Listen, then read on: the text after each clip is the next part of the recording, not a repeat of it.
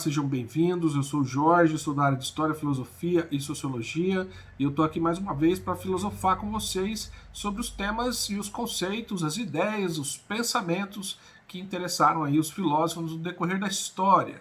Desta vez nós vamos continuar trabalhando uma das principais curiosidades dos filósofos, são os diferentes olhares que nós podemos lançar, seja para o mundo exterior, com todas as suas coisas, objetos, seres, né, toda a natureza que nos rodeia, ou também os olhares que nós podemos lançar para dentro de nós, para o nosso mundo interior, né, onde a gente observa, por exemplo, os nossos sentimentos, os nossos desejos, os nossos pensamentos, percepções e a nossa imaginação, né, que é uma coisa que só nós vemos, os outros não veem, não é assim?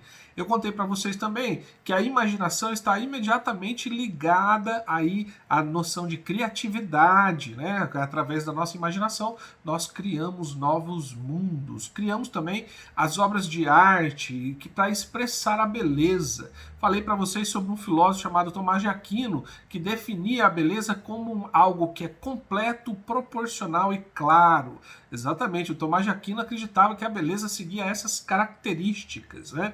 Então, nós podemos pensar nos diferentes olhares, não só para observar, mas também para estabelecer novas relações de ideias. Os nossos olhares são sempre orientados, né, pelos nossos interesses, pelas nossas experiências, pelas nossas preferências, pelos nossos desejos, e isso tudo ajuda a gente a organizar o modo como a gente compreende o mundo à nossa volta e também o nosso papel neste mundo. Portanto, olhar para o mundo é como abrir uma janela. Lembra que eu contei isso para você? Isso mesmo, é como abrir uma janela para ver uma série de coisas. E quando nós olhamos para dentro de nós, olhamos então a nossa imaginação, aquelas coisas que são visíveis só para nós e não para as outras pessoas. Para tornar visível isso que está só dentro de nós, só dentro do nosso mundo interior, nós então precisamos expressar através de uma fala, através de uma obra de arte, né, de alguma maneira tornar visível também para as outras pessoas. A imaginação então é como se fosse uma dessas janelas do pensamento. Quando ela se abre, o que nós imaginamos se torna aí visível e real na nossa cabeça, né?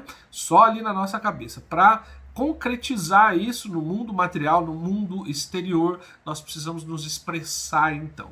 Quando encontramos um jeito de expressar o que nós imaginamos, novos olhares podem observar, registrar, relacionar, modificar e até mesmo manifestar de outros modos, né, o que trouxemos à tona do nosso mundo interior. Então, por exemplo, se eu pedir para você imaginar a sua casa, será que você vai só descrever como a sua casa realmente é? Ou você vai criar detalhes que de fato não existem lá naquele objeto do mundo exterior, na sua casa de fato? O que será que acontece quando a gente imagina as coisas que estão, por exemplo, na nossa memória? Né? Se alguém lhe pedir que imagine as suas próprias férias, você vai sonhar ou você vai inventar? Se alguém lhe pedir que imagine como acontece algo na natureza, você vai pesquisar ou vai criar uma hipótese para tentar explicar como que acontece, como que a natureza funciona? Se alguém lhe pedir para imaginar o seu futuro, você vai fantasiar ou você vai planejar o seu futuro? Pois é, essas são dúvidas e questões que os filósofos pensaram no decorrer do tempo para estabelecer uma relação entre a imaginação e o conhecimento. Na aula passada eu pedi para você fazer uma leitura de um QR Code que está lá na página 9 e que fala um pouco sobre a imaginação. Conta para você a história de alguns filósofos e como eles pensam a respeito desse tema. Por exemplo, um dos principais filósofos da história, chamado Immanuel Kant, o Kant pensava o seguinte, que frequentemente nós gostamos de brincar com a nossa imaginação, né? Mas a imaginação, que é uma fantasia da nossa cabeça, frequentemente também brinca conosco. Você já se pegou brincando com a sua imaginação e de repente percebeu que a sua imaginação é que estava brincando com você?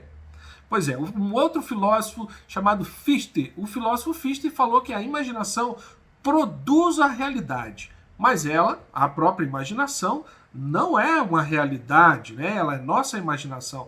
Ela só se torna realidade depois que ela é concebida e compreendida pelo nosso intelecto, pela nossa cabeça. Assim, então, o produto da imaginação se torna algo real.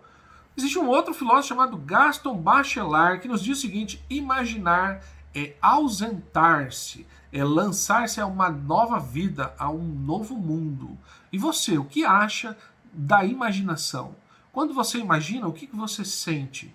Quando você cria na sua cabeça alguma situação, algum objeto ou alguma coisa, planeja alguma coisa no futuro, quais são os sentimentos que você tem?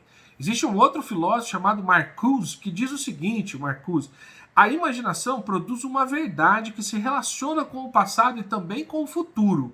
Através da imaginação, nós podemos pretender nos libertar e criar alternativas para superar a realidade em que nós estamos inseridos. É através da imaginação que nós superamos o mundo material, superamos o mundo concreto e criamos um mundo totalmente diferente, né, segundo aí as nossas preferências, os nossos desejos e a nossa criatividade. E você, gosta de brincar com a imaginação? Então eu vou indicar para você a atividade que está na página 10 do volume 2 do seu material didático. Ali você vai ter algumas questões para refletir um pouco mais sobre o papel que a imaginação desempenha no nosso conhecimento. Ok? Bons estudos e até a próxima aula de filosofia. Tchau, tchau.